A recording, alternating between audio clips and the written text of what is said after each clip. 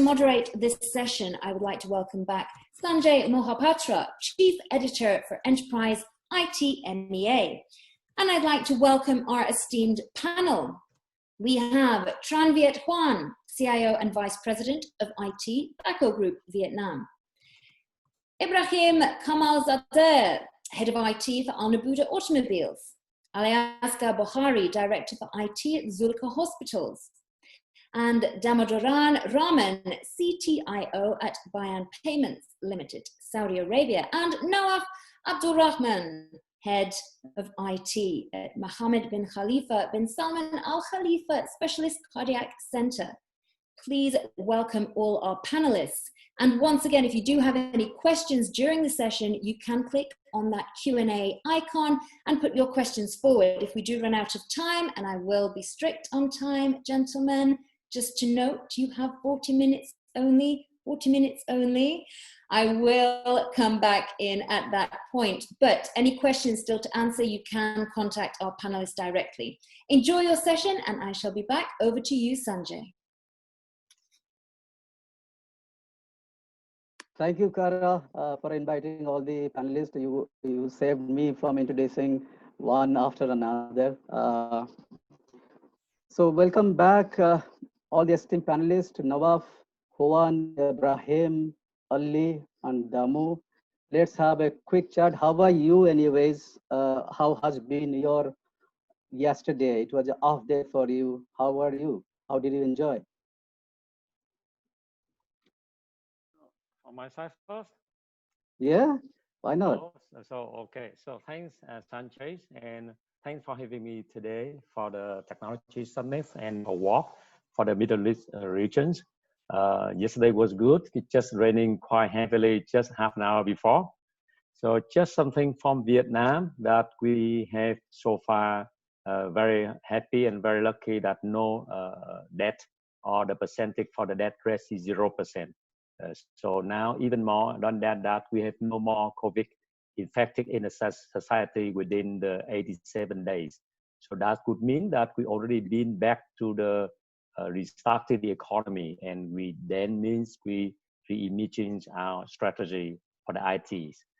A little bit about myself. I'm 25 years in the IT industry, working for different side from the vendors, including Microsoft and Cisco, with the director roles, and also mainly for the CIO role for different industry like FMCG, fintech, cybersecurity, and currently I'm the group CIO of the second largest conglomerate, Thaco, in Vietnam. We have over 23,500 employees for Vietnam, Cambodia, Myanmar. In total, in 5 industries, we manufacturing for automotive. So we also the resellers of BMW, cars, Kia, Mazda, and Peugeot. We also have bus, van, and we also do the agriculture business, as well as logistics and construction and commercial services. I'm very happy to be here to share some knowledge regarding the how to react on the technology for the post-COVID. Thank you all, and for coming to esteemed CIO for the Middle East region. Thank you, and for the introduction. I'll request everyone, all the panelists, to give a very short introduction, maybe 1 minute each. Mr. Nawaf, then Mr. Damu, Ali, and Ebrahim. Probably one minute introduction. So then we can start. We'll have a fireside kind of chat and ask questions, invite questions from the attendees.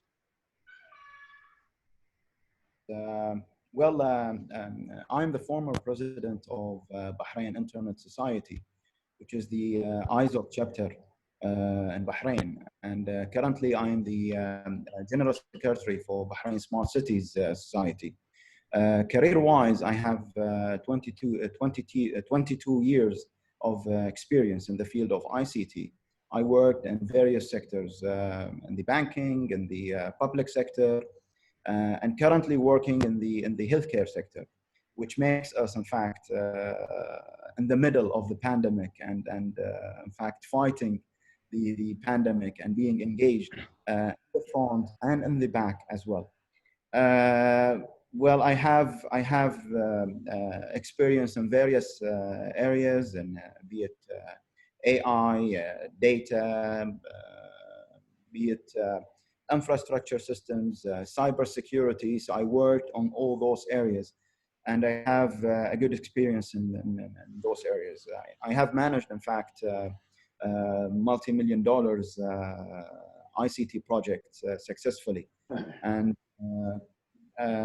currently we have several, let's say, published success stories in several, let's say, websites and organizations such as Microsoft and other organizations as well. All right, we'll help you in popularizing those stories, your case stories later on. No worries about that. Welcome to Damu. Not wasting time, for the interest of the audience time also, maybe 1 minute. Thank you, ladies and gentlemen. Once again, thanks for Enterprise IT for inviting me for this panel. My name is Damodaran Raman, short name is Damu. I started my career as a space scientist, serving 14 years for the Indian Space Research Organization, followed by another 14 years in IBM, playing the various leadership roles across the world. And last 1.5 years, I'm working as a Chief Technology and Innovation Officer in one of the fintech, which is working towards the Vision 2030 of Saudi Arabia. Basically the domain perspective, I had an aerospace, telecommunications, manufacturing, and the finance. I think hope to have a nice discussion on post-COVID and the strategies and things like that. Thank you. Mr. Ali? Good afternoon, everyone. And thank you, Sanjay sir, for this opportunity to speak in this great forum. I'm the Director IT for Zulekha Healthcare Group.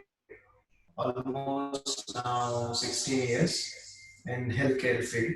So you can say from A to Z in healthcare, with the healthcare IT. And moving forward for next good discussion again for panelists. Thank you. It's a small intro. Yeah. Mr. Ebrahim, you're the last but not the least man. Everybody knows you in that region.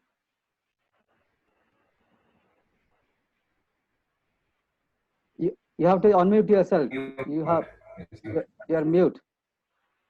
Sorry. Yeah. Good afternoon, everyone. I've been with industry for quite a long time, around 27 years. Big portion of my career I've spent in automotive industry. Currently, I'm heading IT department of Naboodah Automobiles. We are hosted in Dubai and Northern Emirates. We are representing basically the German exclusive vehicles, Porsche vehicles, Audi, and Volkswagen. My main competencies are IT leadership, software development. Actually, I've started my career with being a software developer, and having good exposure into information security systems and digital transformations. I help basically the businesses to define their digital business strategy and helping them to have better customer experience. All right, thank you, gentlemen, for giving your introduction. Now, since the MC has given us the time that let us start it. I'll start.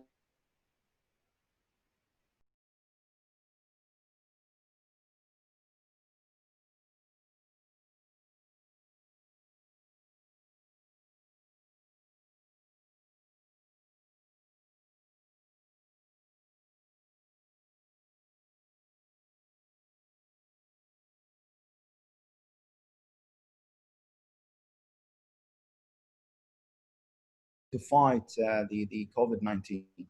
Now we have the first strategy was the crush and contain, where they lock down the entire country, and they they enforce lockdown until they fight the COVID-19. And this approach proved to be successful in several countries like South Korea and in New Zealand and in China. Of course, businesses will be hit dramatically. However, it will be for a limited period of time, and then they will be able to recover. This approach, of course, will normally to eliminate, or let's say to control the pandemic itself. The other approach, and here, in fact, we have most of the countries are following this approach, which is flatten the curve and fighting the COVID-19. This approach will not impose, let's say, a total lockdown. However, will strain the economy and will put a lot of pressure on the economy.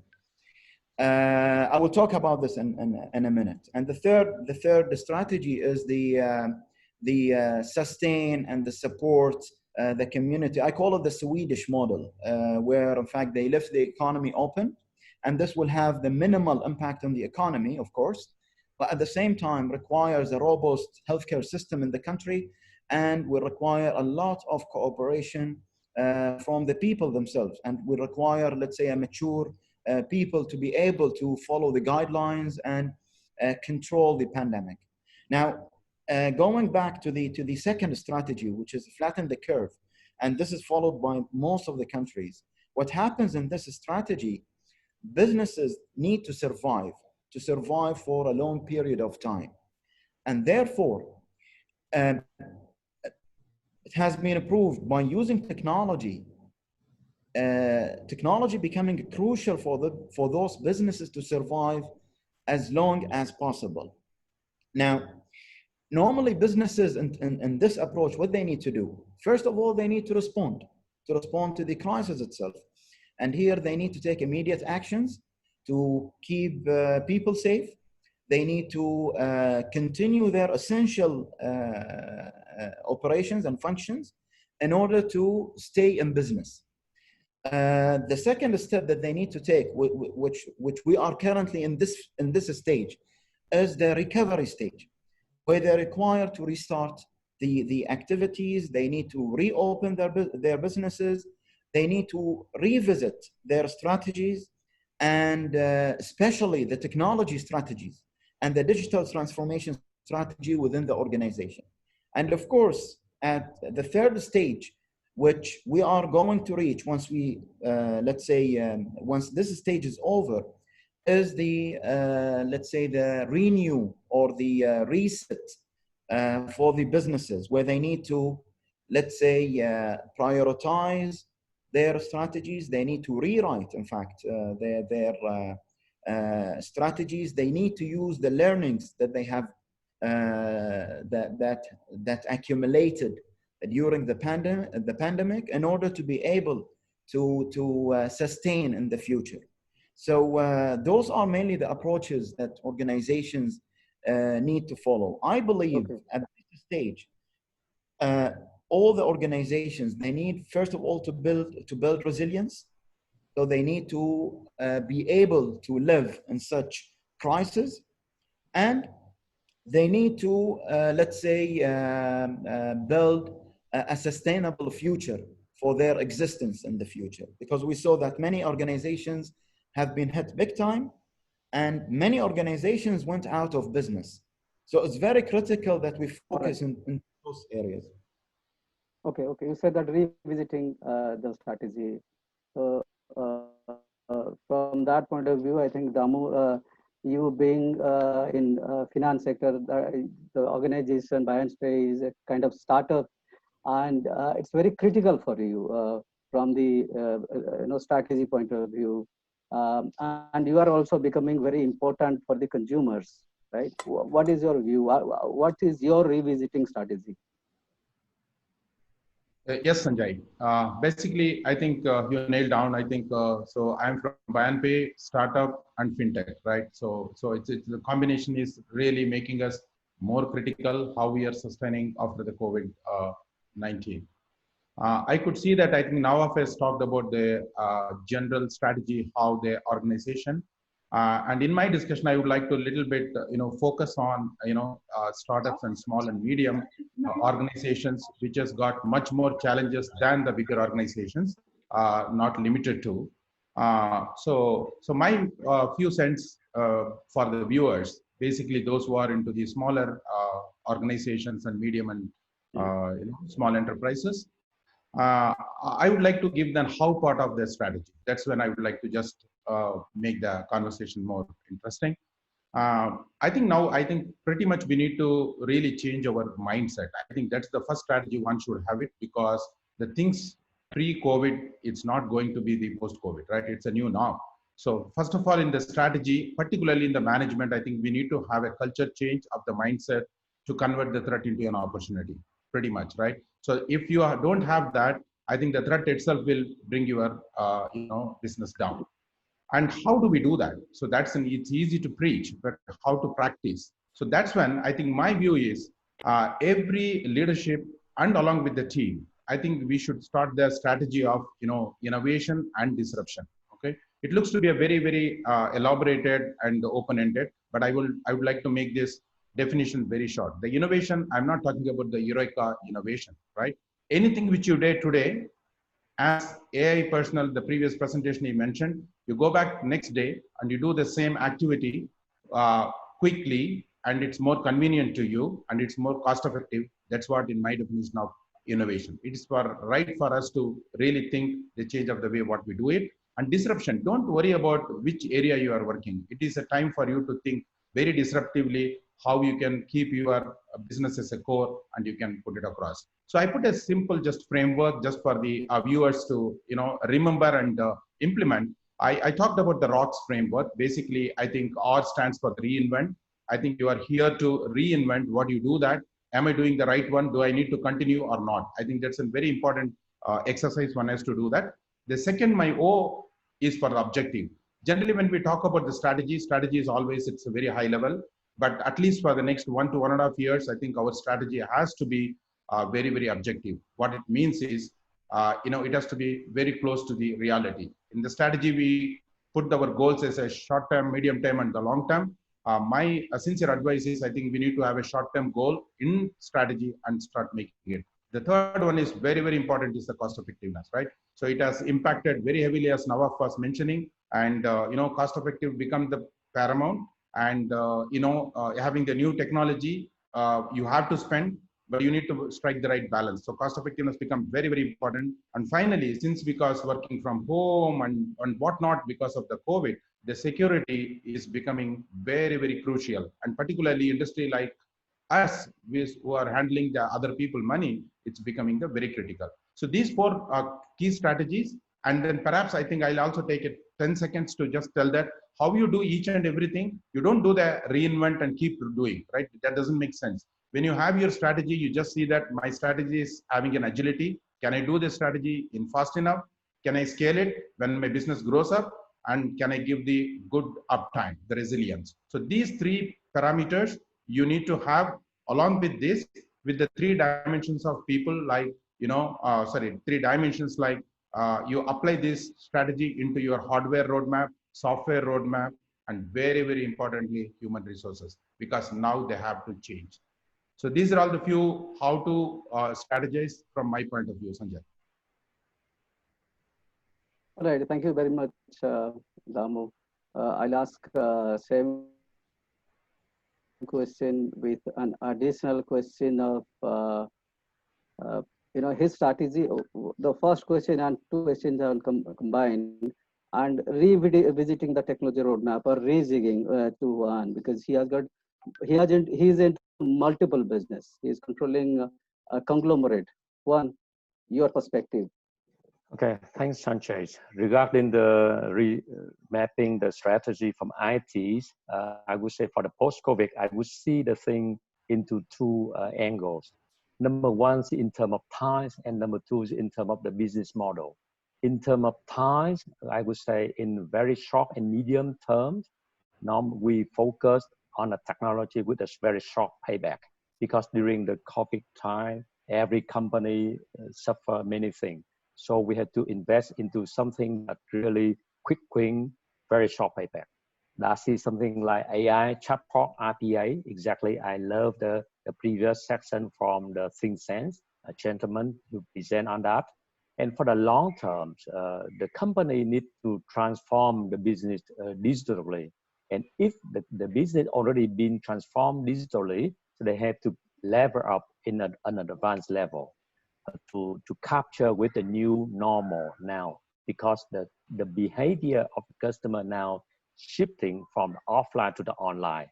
That's in terms of time frame and in terms of the business model. So I would say speak into front end and the back end. On the front end, from the customer and marketing side. So for the automotive industry, for our showroom, we plan to do something relating to the online showroom. We deploy the VR, virtual realities, to the showroom, 360 degrees on a showroom. And also we increase something related to the customer experience online. We give them the testing opportunity online instead of going to the showroom to do. On the back office side, so what I mean is the R&D, manufacturing, also our back office for the operation. We revisit, of course, with the whole organization for the structure, for the cost, and then IT is also a part of that. So we do something like to input EPM, we input RPA in our process to enhance that, and of course with the digital twin for our construction business. So that's something what we call in as the Thaco, we call that intelligent crow after the post-COVID. That's something from my side. All right, thank you. I'll come back to Mr. Ebrahim. You are into retail, automotive retail industry, into business. What is your kind of looking at the technology? What is the kind of revisiting of technology that you are planning now for making it more available or enable your workforce, also enable the using VR or a certain technology, the way one narrated?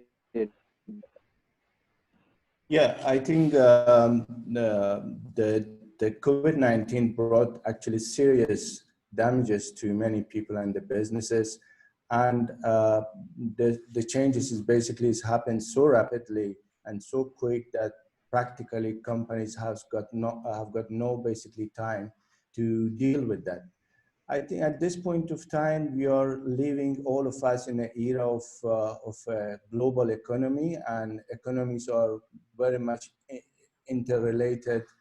The financial sectors is very much integrated together, so that if you have any kind of changes in any company, any of the company, automatically you will see the same reflection in other businesses as well as. So I think post-COVID landscape is going to be very uncertain. The damages are not going to be known to us at this point of time.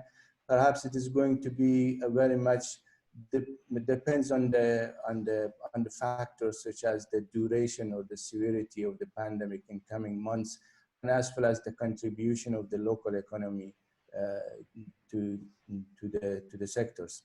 So I think, to me, the recovery is going to be very volatile and uneven for many of the companies. They will have very difficult time to restart and to reopen again. We have seen how hospitality and aviation sectors are hit very badly by the crisis. And these two sectors practically having big, basically, contribution to the GDP of the country, because of the fact that the guests and the passengers, they should be available physically at the site. So from other side, I think you can see also some of the companies such as Amazon, they gained the momentum basically, and they have been very much profitable during the crisis time, because of the fact that their platform was the readiness of their platform was very well to basically support the new norms. In general, I think at this point of time, there are perfect storm of the challenges for many companies. They have very difficult time to come back to the business. And perhaps in the beginning, they have to try to, as first thing, I think they have to try to provide some healthy environment of operations for their employees and the customers, because we should not forget that we have still many of these businesses who are having touch-based kind of business contact with their customers.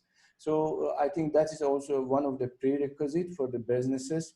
The second thing, I think many of the businesses are having legacy systems in place, which is not going to support the new norms, and they cannot basically absorb that volume of the connections from other side.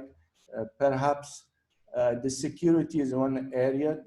This type of systems is perhaps not open, or the systems that they are using provide a very limited amount of the flexibility. And the other area, I think, is an area that the maturity of the technology we don't have at this point of time. We are talking about contactless kind of business transaction, but the fact is that the technology is not so far matured, and then many technologies should furthermore develop to support the business. Okay, Ebrahim, I think what you are saying are actually pertinent, but the thing is that we are not at all ready. If you look at from the hindsight, we are thrown to the situation technologically, mentally, also physically. Also, we are not allowed. We are not ready to work from home. Okay, with this, I'll come to Mr. Ali. Being a person, you belong to an industry which is called warriors, COVID warriors, doctor, nurses. You have been there.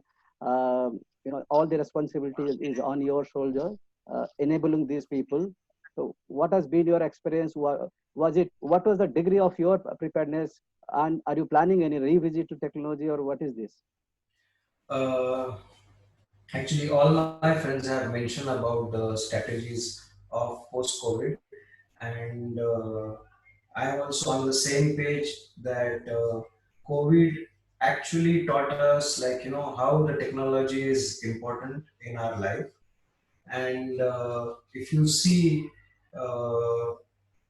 in the healthcare industry, especially in the healthcare industry, if you see like doctors and nurses who are the real heroes for COVID, who are attending the COVID patients and everything, but enabling them a technology through, backend from the IT side. What we did it is that was also commendable actually, to give the services to the COVID patients.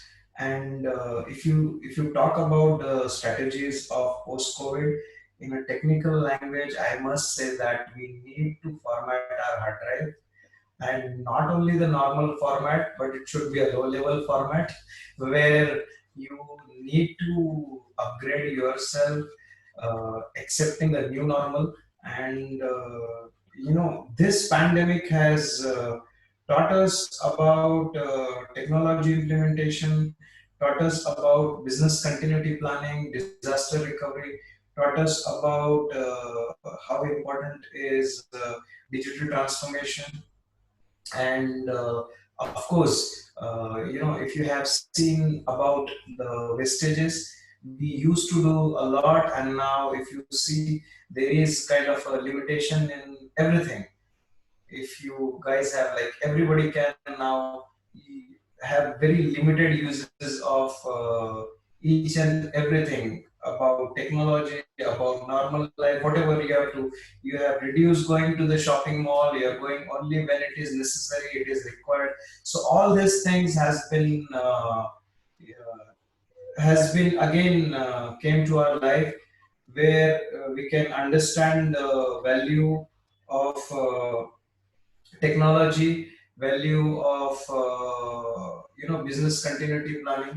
And if you talk about work from home, yeah, that's a new term, and the new norm is going to come, where we have seen the uses of work from home that also has, like, good it gives us the good insight. And still, about the social distancing, see, connecting virtually always, I don't really see that connecting virtually is it's okay to connect virtually, but we really need that kind of not full social distancing, but the way we have in our society. If you see, in the Asians and everything, we like gatherings, and we like that meetings. So you have to be careful, and you use both. You use when the virtual is required, definitely, yeah, and when you use this kind of meetings, that is also required. So yeah, this is the, like, strategy wise, if you see, you need to actually work on these three things, which already mentioned by all my colleagues, that yeah, you have to use the actual technology. As Mr. Ebrahim also said, the maturity level is required for the technology implementation, which is actually, it will take time. It will come in next 3, 4, 5 years, when AI implementation will come in effect. Then I'm sure the business continuity planning, disaster recovery is very, very, very important. And as Mr. Damo said about security, which is again, it's a real part. When you implement any technology, you have to see the risk involved in it, and you should do that RART planning, and implement that technology in the right way. So that is from my side. Thank you. All right, thank you, Ali. The valid point you raised, that we are not, especially the Asians, we believe in meeting each other. But don't you think that we are wired that way? That from the beginning we have been taught, it's there in our DNA, that we will go meet people. It's weird, I think. If we can change that wiring little bit, we can be adapt to this kind of situation. Virtually we can talk to each other. We can have a virtual learning system, education, everything. Anyways, that's a different thing. Okay, last. I just want to mention here, in healthcare industry, and if you see, especially, patient wants to meet doctor physically. Okay. And our Dr. Zulekha said that's a very good thing, is the magic of caring touch. Okay, when the doctor gives that magic of caring touch to a patient, I think half of the illness gone with that, particularly, by that caring touch. And that thing is missing when you do everything virtually. So that's what I want to say here. All right, then. Thank you. So we have got 5-6 minutes left, so we'll have to very fast in answering the next questions that are going from me. What are the 3 technologies which are going to drive the or accelerate post COVID activities or development? Can I start from Damu, probably, since you are doing lots of experiment these days? 1 minute. You need to take 1 minute each. Yeah. Thank you. I think the 3 things which I feel very, very important in the post-COVID, I think we talked about the problems of readiness and things like that, right? So we have to be very nimble in terms of my 3 mantras we call about: can you be agile, scalable, and resilient? So my view is the 3 things which I talk about. First, you have to look into your infrastructure. If you are already into an on-premise and with the legacy systems, I think it's a time to look into, can you migrate to cloud? Because cloud is basically a reward for this, technology universe, if you ask me. So infra, one has to look into. Move to the cloud should be one of the strategy. When you talk about the application, I'll come to the solutions. Basically, I think pretty much most of the applications are legacy. As Ebrahim was mentioning, it's a monolith. It's a good time to really look into how to decompose my applications into the microservices. Is it easy to say that done? Because you also have to follow some of the patterns, right? For example, the triangular pattern, which you can see, it's a non-critical applications. You start, decompose from the monolith, and then you can make your application. So application is very, very critical in terms of the architecture. The third one is the productivity, right? The cost becomes the very key. And if you are not into the spray of automation, it's a high time to really look into the where you can do the as a production or into the your technology automation. So that should be the paramount. And along with AI and ML, right? So AI and ML you cannot really jump into. The old organizations, you have the good amount of data, make the data monetization using the AI and ML. So summary, you look into the strategy of infrastructure to the cloud, application monoliths to microservices, and productivity get into the automation. These three has to be there. Okay, I'll come to Ebrahim with same question. Three technologies that are going to accelerate post-COVID, activities. Yeah, I think the importance of the technology has never seen so bullish. We have seen the dependency on the technology during the crisis time, where we could work from home and as well as doing our online shopping, doing our financial transactions. So the technologies, I think the remote working technologies is an area that is going to come up. It will take lots of attention in these areas in coming days. We have seen that how COVID-19 brought to the table the working from home. However, there are some issues attached to the working from home than perhaps is non-technical issues like, providing the employees with kind of self-managing and self-organizing concept. So these are the areas that, it will be on the rise. There are also, I think the employers are very much interested of understanding and measuring the employees' productivity and efficiency. So those, which is part of also that area basically. I agree with Damo also. The cloud services will take also lots of attention. We have seen during the COVID-19 crisis how supply chains can be disturbed so quickly, and then so that you are not having access to your on-prem solutions, services which is running in the data center. So most likely, I think in coming days, we will see that many of this on-prem services going to the cloud.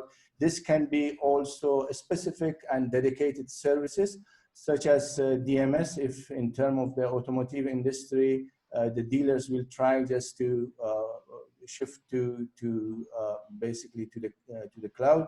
And business continuity and disaster recovery, we know that this is also an area which are very costly and critical for many of the industry, banking sector, healthcare sector, you name it. So this will go to the cloud. Okay. As a third one, I think I should name the digital transformation also. This is one area of attention. I think COVID-19 made very much competitive landscape for many businesses.